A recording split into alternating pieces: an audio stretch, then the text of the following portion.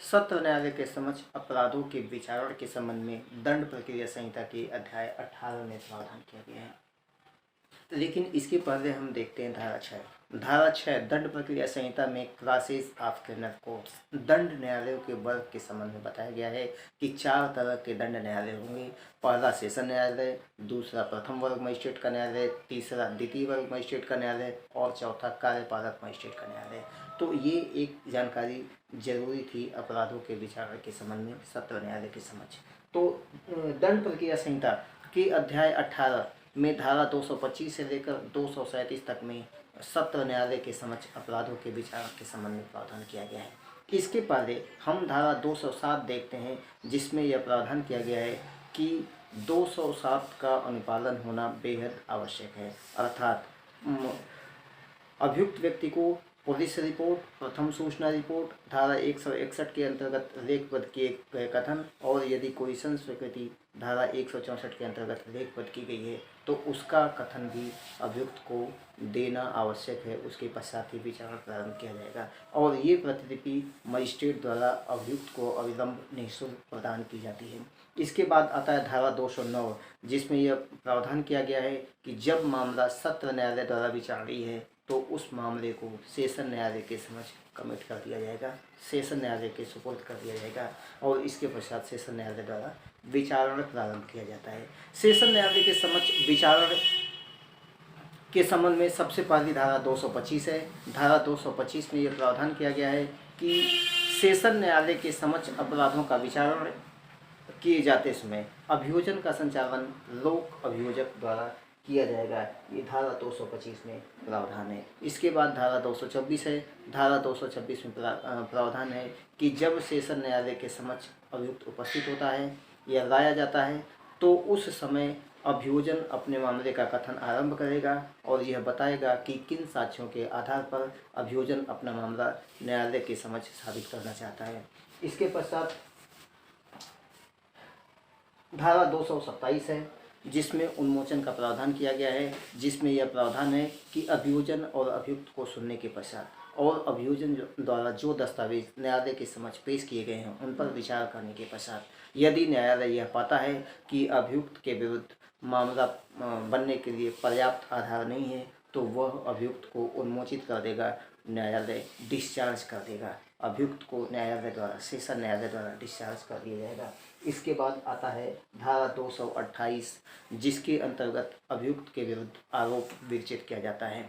धारा 228 एक ख में अभियुक्त के विरुद्ध सेशन न्यायालय द्वारा आरोप विरचित किया जाता है और उससे यह पूछा जाता है कि क्या यह आरोप आपको स्वीकार है या आप विचारण चाहते हैं।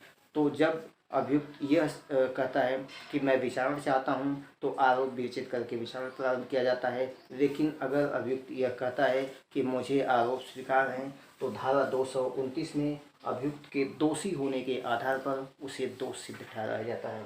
इसके बाद धारा 230 है, जिसमें अभियोजन की साक्ष्य के लिए तारीख नियत की जाती है, डेट फॉर प्रोसिक्यूशन एविडेंस। इसके बाद जो तारीखें अभियोजन साक्ष्य के लिए नियत की जाती हैं उन तारीखों को धारा 231 में अभियोजन के लिए साक्ष्य लिया जाता है और उस समय अभियोजन के पक्ष में जो भी साक्षी या जो भी दस्तावेज न्यायालय के समक्ष पेश किए जाते हैं वह अभियोजन के पक्ष में ग्राह्य होते हैं। इसके बाद आता है धारा 232, अभियोजन की ओर से जो साक्षी या जो भी गवाह सबूत पेश किए जाते हैं उन पर विचार करने के पश्चात यदि अभियुक्त दोषी नहीं ठहराया जा सकता है तो धारा 232 में न्यायालय द्वारा अभियुक्त को दोष मुक्त कर दिया जाता है। तो ये है एक्विटल धारा 232। इसके बाद अगर न्यायालय द्वारा अभियुक्त को दोष मुक्त नहीं किया जाता है तो फिर प्रतिरक्षा का साक्ष्य आरंभ किया जाता है, यानी अभियुक्त के द्वारा अपने पक्ष में साक्ष्य दिए जाते हैं जो धारा 233 में प्रावधान किया जाता है, जो धारा 233 में जिसका प्रावधान है। अभियोजन और अभियुक्त दोनों ओर से साक्ष्य समाप्त हो जाने के पश्चात धारा 234 में आर्गुमेंट किया जाता है। दोनों पक्ष बहस करते हैं और यदि कोई पक्ष कोई विधि प्रश्न उठाता है तो उस पर दूसरा पक्ष उसका जवाब दे सकता है। धारा 235 में दोष मुक्ति या दोष सिद्धि का निर्णय, यानी जब विचारण पूर्ण हो जाता है तो धारा 235 में दोष मुक्ति या दोष सिद्धि का निर्णय न्यायालय द्वारा पारित किया जाता है। लेकिन अगर न्यायालय द्वारा अभियुक्त को दोष सिद्ध ठहराया जाता है तो दंडादेश पारित करने के पहले अभियुक्त को सुनना आवश्यक है। ये धारा 235 के दूसरे भाग में अनिवार्य प्रावधान किया गया है। धारा 235 तो इसके पश्चात धारा 236 जिसमें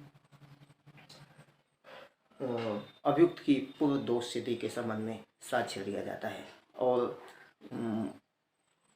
236 में अभियुक्त की पूर्व दोष सिद्धि का साक्ष्य लिया जाता है। तो ये है दंड प्रक्रिया संहिता का अध्याय 18 जो धारा 225 से 237 है, जिसमें सत्र न्यायालय के समक्ष अपराधों के विचारण के संबंध में प्रावधान किया गया है, जिसमें लोक अभियोजक द्वारा अभियोजन का संचालन किया जाता है। धारा 225 अभियोजन का मामले का कथन और मोचन, 228 में आरोप विरचित करना, 232 में दोष मुक्ति, 235 में दोष मुक्ति या दोष सिद्धि का निर्णय।